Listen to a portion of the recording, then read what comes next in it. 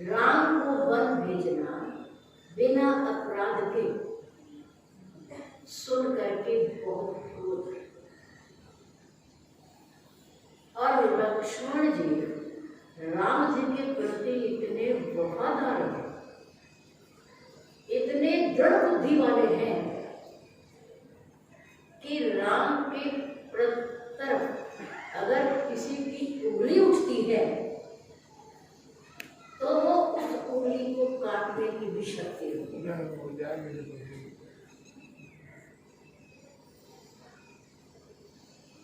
लक्ष्मण जी ने कहा मैं अपने पिता पर भी क्रोध है कि पिता ने बिना अपराध राम जैसे पुत्र को वनवास कैसे दिया। उन्होंने अपने पिता को कामी तक कहकर एक महिला के बस में आकर के अपने धर्म को बचाने के लिए अपने घर को उजाड़ा, अपने निरपराध पुत्र को वन में धकेल दिया। मैं ऐसे पिता को कभी माफ नहीं कर सकता। इधर पिता की अवहेलना पर राम को भी क्रोध।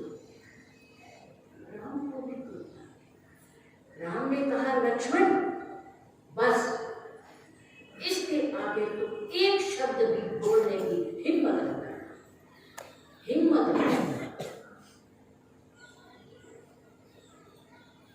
हमारे पिता ने हमें जो कुछ दिया, जो आदेश दिया, जो आज्ञा दी, उसका पालन करना पुत्र होने के नाते हमारा कर्तव्य है, हमारा फर्ज बनता है कि हम उनकी संतान।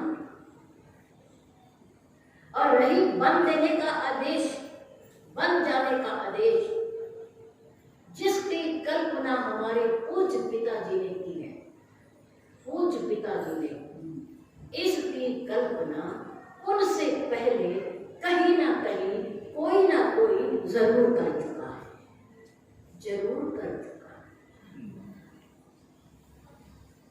ये उनके मन के अंदर विचार महारानी के मां के अंदर उठा है, अब उठा है, लेकिन इसकी कल्पना बहुत पहले हो चुकी है, बहुत पहले हो चुकी है। स्वर्ग में बैठे हुए देवता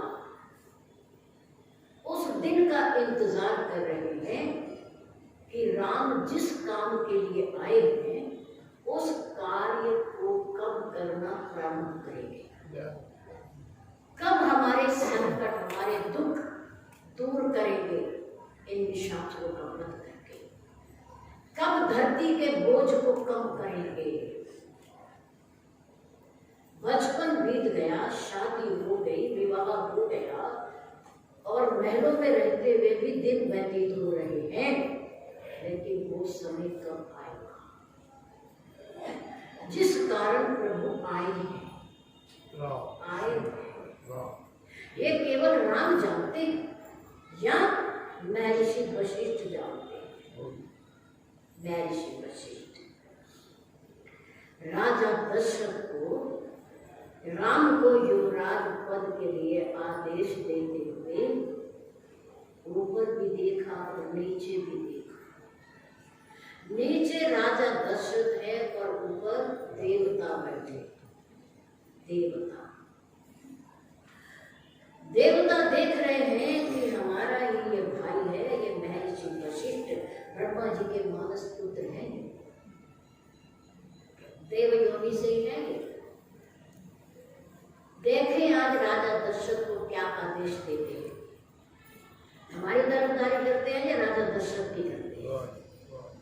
किसकी तरफदारी करते हैं? राजा दशरथ की बात को सुनकर के गुरुदेव को बड़ी प्रसन्नता हुई कि एक पिता ने अपने पुत्र के भविष्य के लिए अच्छा सोचा। अच्छा, राम एक योग्य पुत्र है, योग्य पुत्र है, और योग्य पुत्र को अधिकार मिलना ही चाहिए, मिलना ही चाहिए। बड़े प्रसन्न हुए, कहा राजन तुम्हारी भावना बहुत सुंदर है, बहुत सुंदर है। मैं भी चाहता हूँ कि आप युवराज में वृद्धा पालक बने, राज्य करें, बहुत अच्छी बात है। मैं भी तुम्हारे साथ सहमति जताता हूँ। तो राजा दशरथ ने कहा फिर आदेश कीजिए ना, फिर आदेश करो। महर्षि वशिष्ठ ने कहा वेगी विलंब न करिए, वेगी बहुत जल्दी जाओ, राम को युवराज बनाने में देर न करना, देर न करना। अब देवताओं ने कहा अच्छा हमारे साथ क्यों होगा, हमारा साथ नहीं दे रहे हो, देख लो।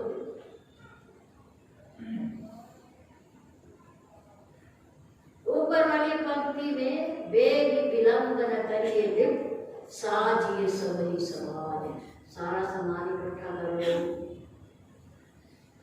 राज तिलक देने का थाली में सजा लो, सोचना नहीं, क्योंकि शुभ काम के लिए कभी सोचना नहीं चाहिए। शुभ काम अपना मुहूर्त अपने साथ लेकर आता है। घर में कोई बिना हो, भावना उठे, किसी से मत पूछो, उसे करो। क्यों? क्योंकि पता नहीं अगला श्वास आएगा या नहीं।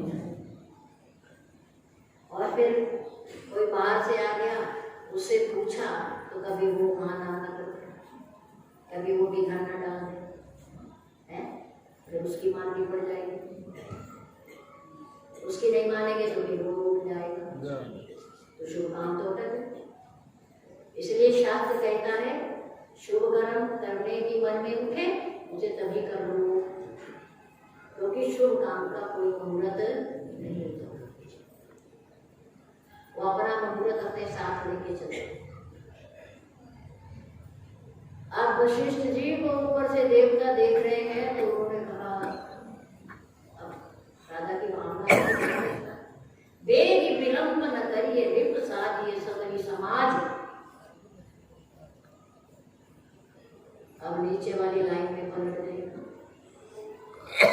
देखो राजन, राम को युवराज आप और मैं बनाने वाले नहीं हैं,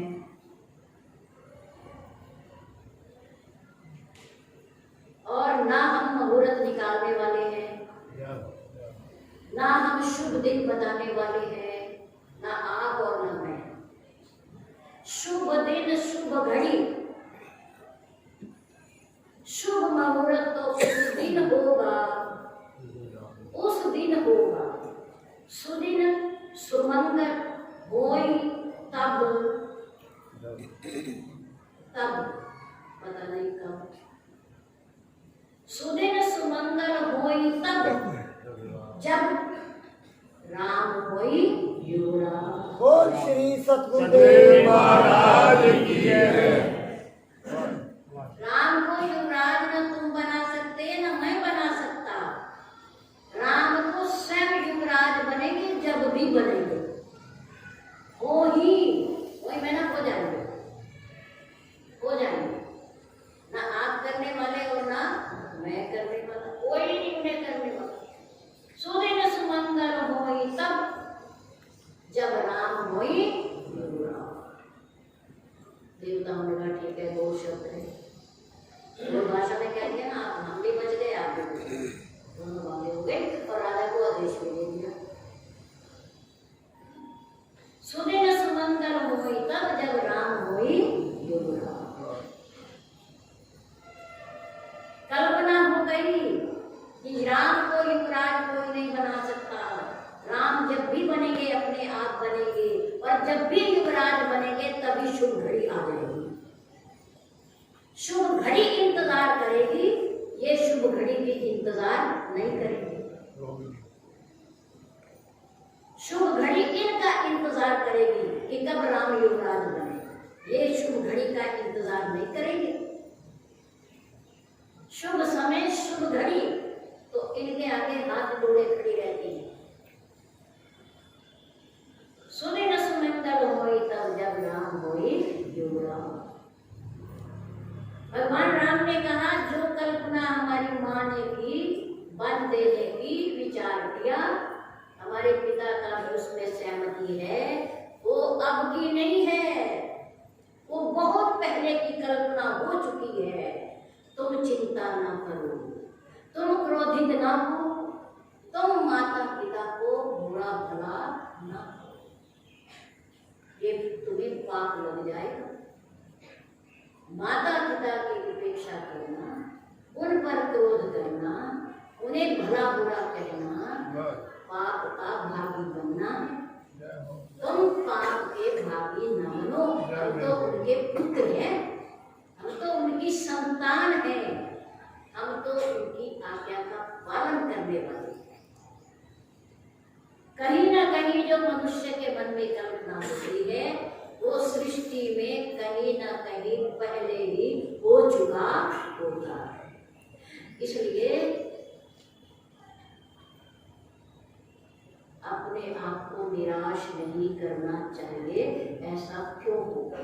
वो होना निश्चित था, वो होना निश्चित था, इसलिए हो गया, इसलिए हो गया। होनी तो होके रहे, अनहोनी ना होए।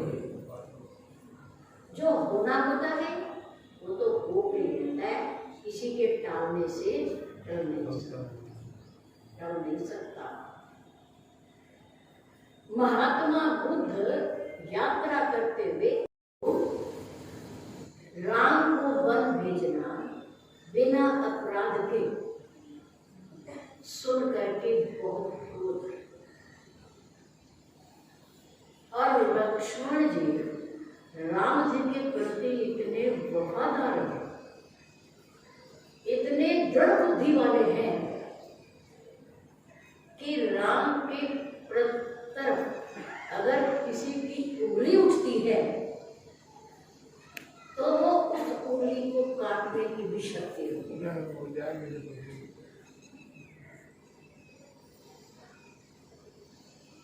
लक्ष्मण जी ने कहा, मैं अपने पिता पर भी क्रोध आ कि पिता ने बिना अपराध राम जैसे पुत्र को वनवास कैसे दिया। उन्होंने अपने पिता को कामी तक कहकर एक महिला के बस में आकर के अपने धर्म को बचाने के लिए अपने घर को उजाड़ा, अपने निरपराध पुत्र को वन में धकेल दिया। मैं ऐसे पिता को कभी माफ नहीं कर सकता। इधर पिता की अवहेलना पर राम को भी क्रोध, राम ने कहा, लक्ष्मण बस, इसके आगे तो एक शब्द भी बोलने की हिम्मत न करना, हिम्मत न करना। हमारे पिता ने हमें जो कुछ दिया, जो आदेश दिया, जो आज्ञा दी, उसका पालन करना पुत्र होने के नाते हमारा कर्तव्य है, हमारा फर्ज बनता है कि हम उनकी संतान। और रही वन देने का आदेश, वन जाने का आदेश, जिसकी कल्पना हमारे पूज्य पिताजी ने की है, पूज्य पिताजी ने इसकी कल्पना उनसे पहले कहीं ना कहीं कोई ना कोई जरूर कर चुका है, जरूर कर चुका है। ये उनके मन के अंदर विचार महारानी के मां के अंदर उठा है, अब उठा है, लेकिन इसकी कल्पना बहुत पहले हो चुकी है, बहुत पहले हो चुकी है। स्वर्ग में बैठे हुए देवता उस दिन का इंतजार कर रहे हैं कि राम जिस काम के लिए आए हैं उस कार्य को कब करना प्रारंभ करेंगे। हमारे संकट, हमारे दुख दूर करेंगे इन निशाचरों का वध करके? कब धरती के बोझ को कम करेंगे? बचपन बीत गया, शादी हो गई, विवाह हो गया और महलों में रहते हुए भी दिन व्यतीत हो रहे हैं, लेकिन वो समय कब आएगा जिस कारण प्रभु आए हैं?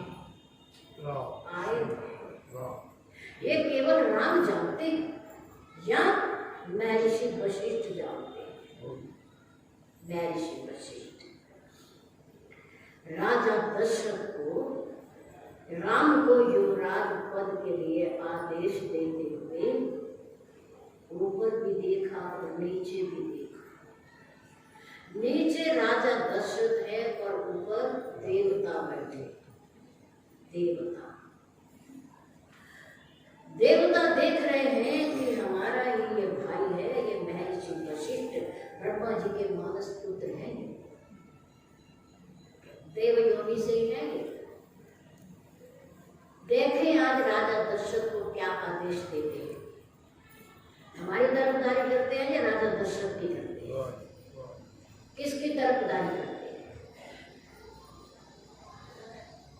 राजा दशरथ की बात को सुनकर के गुरुदेव को बड़ी प्रसन्नता हुई कि एक पिता ने अपने पुत्र के भविष्य के लिए अच्छा सोचा। अच्छा, राम एक योग्य पुत्र है, योग्य पुत्र है, और योग्य पुत्र को अधिकार मिलना ही चाहिए, मिलना ही चाहिए। बड़े प्रसन्न हुए, कहा राजन तुम्हारी भावना बहुत सुंदर है, बहुत सुंदर। मैं भी चाहता हूँ कि आप युवराज बने, प्रजा पालक बने, राज्य करें, बहुत अच्छी बात है। मैं भी तुम्हारे साथ सहमति जताता हूँ। तो राजा दशरथ ने कहा फिर आदेश कीजिए ना, फिर आदेश करो। महर्षि वशिष्ठ ने कहा बेगी विलंब न करिए, बेगी बहुत जल्दी जाओ, राम को युवराज बनाने में देर न करना, देर न करना। अब देवताओं ने कहा अच्छा हमारे साथ क्यों होगा, हमारा साथ नहीं दे रहे हो, देख लो।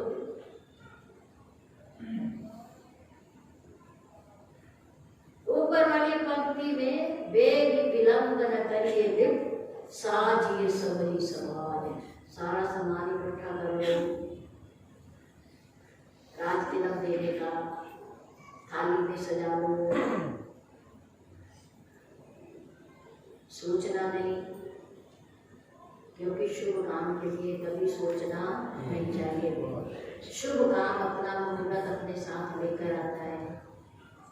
घर में कोई भी ना हो, भावना उठे, किसी से मत पूछो, कुछ करो। क्यों?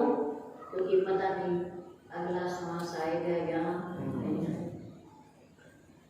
और फिर कोई बाहर से आ गया, उससे पूछा तो कभी वो हाँ ना कर, कभी वो भी घर ना डाल दे, हैं? फिर उसकी माननी पड़ जाएगी, उसकी नहीं मानेंगे तो फिर वो उठ जाएगा, तो शुभ काम तो कर। इसलिए शास्त्र कहता है शुभ कर्म करने की मन में उठे मुझे तभी कर लो, क्योंकि शुभ काम का कोई मुहूर्त नहीं होता, वो अपना मुहूर्त अपने साथ लेके चले। अब वशिष्ठ जी को ऊपर से देवता देख रहे हैं तो उन्होंने कहा अब राजा की भावना बेगी विलंब न करिए लिप साजिए सबरी समाज। अब नीचे वाली लाइन में पलट गई, देखो राजन, राम को युवराज आप और मैं बनाने वाले नहीं हैं, और ना हम मुहूर्त निकालने वाले हैं, ना हम शुभ दिन बताने वाले हैं, ना आप और ना मैं। शुभ दिन शुभ घड़ी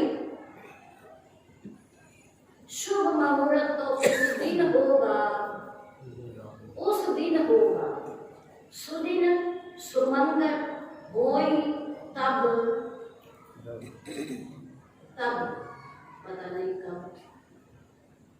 सुदिन सुमंगल होई तब, जब राम होई युवराज। बोल श्री सतगुरुदेव महाराज की जय। राम को युवराज न तुम बना सकते न मैं बना सकता। राम को स्वयं युवराज बनेंगे जब भी बनेंगे, हो ही वही में ना हो जाएंगे, हो जाएंगे। ना आप करने वाले और ना मैं करने वाला, कोई नहीं उन्हें करने वाला। सुदिन सुमंगल होई तब, जब राम होई युवराज। देवताओं ने कहा ठीक है, दो शब्द है, दो भाषा में कह दिया ना, आप हम भी बच गए, आप भी बच गए, दोनों बातें हो गई। और राजा को आदेश भी दे दिया। सुदिन सुमंगल होई तब, जब राम होई युवराज। कल्पना हो गई कि राम को युवराज कोई नहीं बना सकता। राम जब भी बनेंगे अपने आप बनेंगे, और जब भी युवराज बनेंगे तभी शुभ घड़ी आ जाएगी। शुभ घड़ी इंतजार करेगी, ये शुभ घड़ी भी इंतजार नहीं करेगी। शुभ घड़ी इनका इंतजार करेगी कि कब राम युवराज बने, ये शुभ घड़ी का इंतजार नहीं करेंगे। शुभ समय शुभ घड़ी तो इनके आगे हाथ जोड़े खड़ी रहती है। सुदिन सुमंगल होई तब, जब राम होई युवराज। भगवान राम ने कहा जो कल्पना हमारी माँ ने की, वन देने की विचार किया, हमारे पिता का भी उसमें सहमति है, वो अब की नहीं है, वो बहुत पहले की कल्पना हो चुकी है। तुम चिंता ना करो, तुम क्रोधित ना हो, तुम माता पिता को बुरा भला ना करो, ये तुम्हें पाप लग जाएगा। माता पिता की उपेक्षा करना, उन पर क्रोध करना, उन्हें भला बुरा कहना, पाप का भागी बनना। तुम पाप के भागी न बनो, हम तो उनके पुत्र हैं, हम तो उनकी संतान हैं, हम तो उनकी आज्ञा का पालन करने वाले हैं। कहीं ना कहीं जो मनुष्य के मन में कल्पना होती है, वो सृष्टि में कहीं ना कहीं पहले ही हो चुका होता है। इसलिए अपने आप को निराश नहीं करना चाहिए। ऐसा क्यों होगा? वो होना निश्चित था, वो होना निश्चित था, इसलिए हो गया, इसलिए हो गया। होनी तो होके रहे, अनहोनी ना रहे। जो होना होता है वो तो हो के रहता है, किसी के टालने से टल नहीं सकता। महात्मा बुद्ध यात्रा करते हुए